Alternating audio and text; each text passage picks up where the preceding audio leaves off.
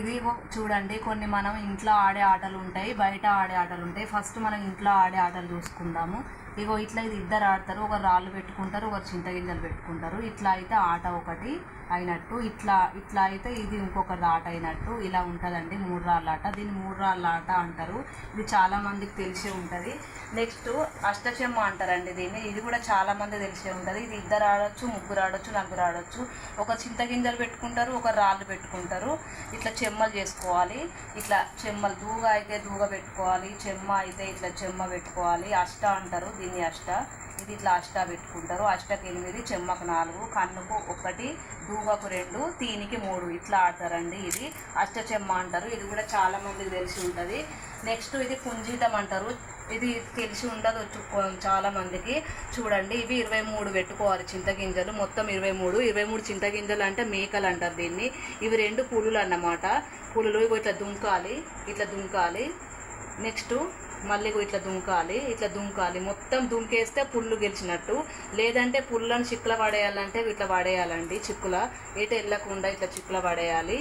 ఇట్లా పుల్లను చిక్కుల పడేస్తే మేకలు గెలిచినట్టు. మేకలను పులులన్నీ తింటే పులులు గెలిచినట్టు. ఇట్లా దుంకాలి. ఇది పుంజీతం అంటారు. ఇది చాలా మైండ్ షార్ప్ అవుతుందండి. ఇది ఈ ఆట ఆడితే ఇది పుంజీతం అంటారు. నెక్స్ట్ ఇది ఒనగుంతలు అండి. ఇది చాలామందికి తెలిసి ఉంటుంది. అటు 7 డబ్బాలు, ఇటు 7 డబ్బాలు గీసుకోవాలి. ఒక్కొక్క దాంట్లో 5 చింతగింజలు పెట్టుకోవాలి. ఇద్దరు ఆడాలి ఈ ఆట, ఇద్దరు ఆడతారు. ఇట్లా ఆడాలి. ఇట్లా ఆడిన తర్వాత నెక్స్ట్ కుప్పు ఎత్తుకోవాలి. ఇట్లా ఆడాలి. ఇట్లా ఆడిన తర్వాత నెక్స్ట్ కుప్పు ఎత్తుకోవాలి.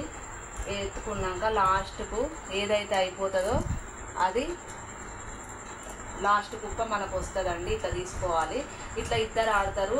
ఇట్లా అన్నీ ఎవరికైతే ఎక్కువ వస్తాయో, ఎవరికి పీతీర్లు అంటారండి. ఇట్లా పీతీర్లు ఇవన్నీ పీతీర్లు అయితే అవతల వాళ్ళు గెలిచినట్టు అండి. ఇవి పీతీర్లు అయితే ఇవతల వాళ్ళు గెలిచినట్టు అండి. అట్లా ఆడతారండి. ఇది ఓనగుంటలండి. ఇది కూడా చాలామంది తెలిసి ఉంటుంది. నెక్స్ట్ పచ్చీస్ అండి. ఇది మా దగ్గర లేదు. 8 కాయలు ఉంటాయండి, గవ్వలు 7 ఉంటాయండి. సేమ్ దస్సు, చెక్క, దూగ, తీని, 14, 15 సిరీస్ అని ఆడతారు. ఇది మా దగ్గర లేదండి. ఇది పచ్చీస్ అంటారండి. నెక్స్ట్ ఇది కచ్చకాయలు అంటారండి. కచ్చకాయలు కూడా మీకు తెలిసి ఉంటుంది. ఇట్లా ఆడతారండి. ఒక్కొక్కటి అందుకొని ఇట్లా ఆడతారండి. నెక్స్ట్ 2ది, 3ది, 4ది ఆడండి. ఇది ఇద్దరైనా ఆడొచ్చు, ఎంతమంది అయినా ఆడొచ్చు. నెక్స్ట్ ఇవి చిట్టీలండి. భరతుడు, రాముడు, సీత. రాముడు వచ్చిన వారు సీతను దొరకబట్టాలి. ఇది చాలామందికి తెలిసి ఉంటుంది. రాముడు వచ్చిన వారికి సీతను కరెక్ట్గా దొరకబడితే రాముడికి 800, సీత దొరకపోతే సీతకి 800 ఇట్లా ఉంటుందండి. ఇది చాలామంది కూడా ఆడొచ్చు. నెక్స్ట్ కార్డ్స్ అండి. ఇవి 2 రకాలు ఆడొచ్చు. షో ఆట ఆడొచ్చు, లేకపోతే సేమ్ ఇట్లా సేమ్ కలిసే తీసుకోవడం ఇట్లా ఆడొచ్చు. ఇవి కార్డ్స్ అంటారు. నెక్స్ట్ చెస్ అండి. చెస్ మీకు తెలిసిందే. చెస్ మీకు చాలా మందికి తెలిసి ఉంటుంది. నెక్స్ట్ క్యారమ్ బోర్డ్ అండి. క్యారమ్ బోర్డ్ కూడా మీకు తెలిసే ఉంటుంది. నెక్స్ట్ చింతగింజల ఆట అంటారు. ఇది ఒకసారి చూడండి.